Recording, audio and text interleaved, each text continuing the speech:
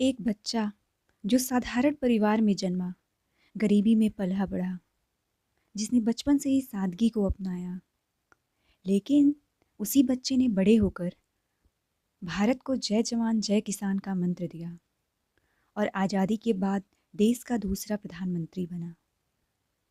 उस बच्चे का नाम रखा गया लाल बहादुर शास्त्री। पर क्या आपने कभी सोचा है उन्हें लाल बहादुर नाम क्यों मिला? क्या यह नाम कोई सामान्य नाम था या इसके पीछे कोई खास कहानी छुपी थी? आज हम उस कहानी को खोलेंगे जो बहुत कम लोग जानते हैं।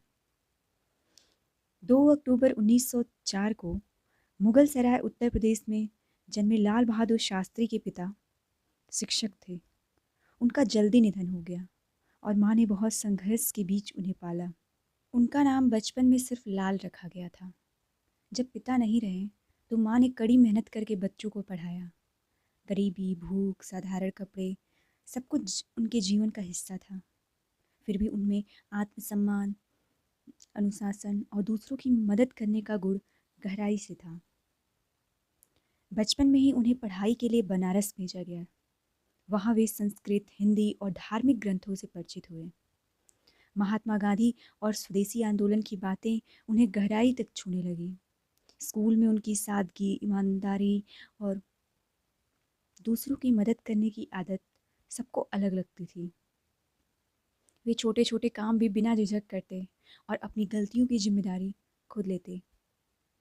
लेकिन उनकी ज़िंदगी में एक ऐसी घटना हुई जिसने उनका नाम बदलकर हमेशा के लिए उन्हें अलग बना दिया। यह घटना गंगा नदी के किनारे हुई। वे अपने कुछ दोस्तों के साथ नाव में सवार होकर नदी पार कर रहे थे। अचानक नाव असंतुलित हो गई और पलटने लगी।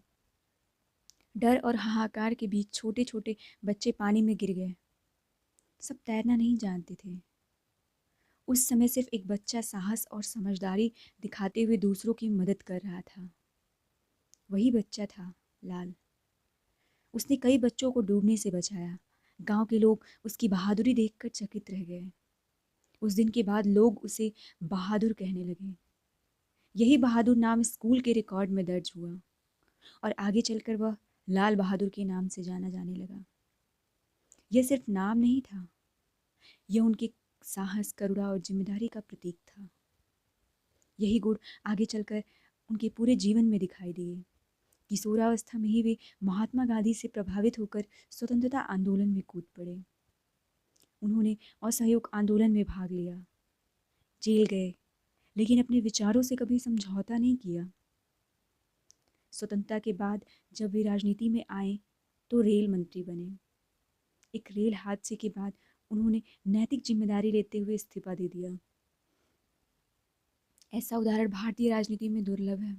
यही कारण है कि लोग उनकी ईमानदारी और सादगी के कायल हो गए। आज़ादी के बाद लाल बहादुर शास्त्री का कद बढ़ता गया। नेहरू के बाद वे प्रधानमंत्री बने। उनके प्रधानमंत्री कार्यकाल में 1965 का भारत पाक युद्ध हुआ। उन्होंने जय जवान जय किसान का नारा दिया, जो आज भी देशभक्ति और आत्मनिर्भरता का प्रतीक है। उनकी सादगी ऐसी थी कि प्रधानमंत्री बनने के बाद भी उनके पास खुद की कार नहीं थी। ताशकंद समझौते के दौरान भी उन्होंने देश के हित को प्राथमिकता दी। उनका जीवन जितना सरल था उतना ही दृढ़ भी। ताशकंद में 1966 में उनका आकस्मिक निधन हो गया, जिसने पूरे देश को हिला दिया।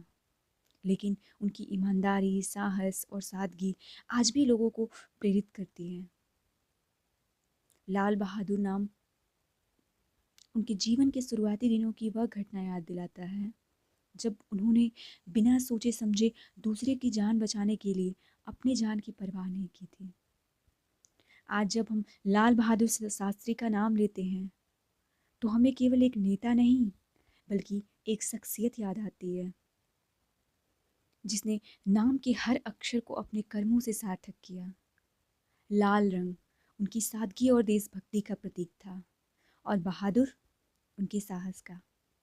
उन्होंने दिखा दिया कि नेतृत्व का अर्थ सिर्फ सत्ता नहीं बल्कि सेवा और त्याग भी है।